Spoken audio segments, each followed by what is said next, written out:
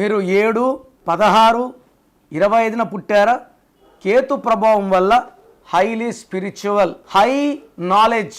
అందుకే ఈ సిరీస్లో పుట్టిన ఎక్కువ మంది డాక్టర్స్, ఇంజనీర్స్, సైంటిస్ట్, ఫార్మకాలజీ డిపార్ట్మెంట్లో కానీ ఈ డిపార్ట్మెంట్స్లో ఉండేవాళ్ళు ఎక్కువ 7, 16, 25 నాలెడ్జ్.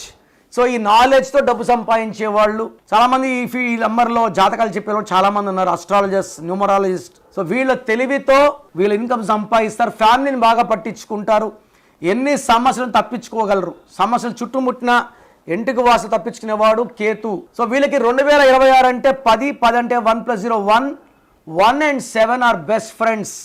సో ఈ 7 సిరీస్లో పుట్టిన వాళ్ళకి 2026 అద్భుతంగా ఉండబోతుంది.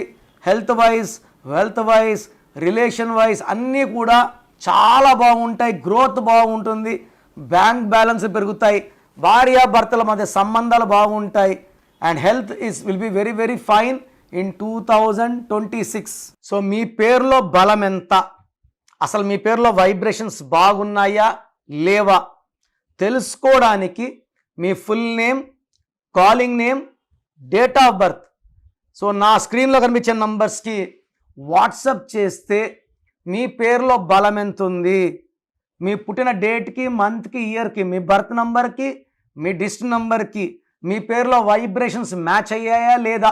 ఎవరిదో నంబర్ బాగుంటే మనం పెట్టుకుంటే సరిపోదు, మన డేట్ ఆఫ్ బర్త్కి మన నంబర్ మ్యాచ్ అయితేనే వైబ్రేషన్ పాజిటివ్, మ్యాచ్ కాకపోతే వైబ్రేషన్ నెగిటివ్.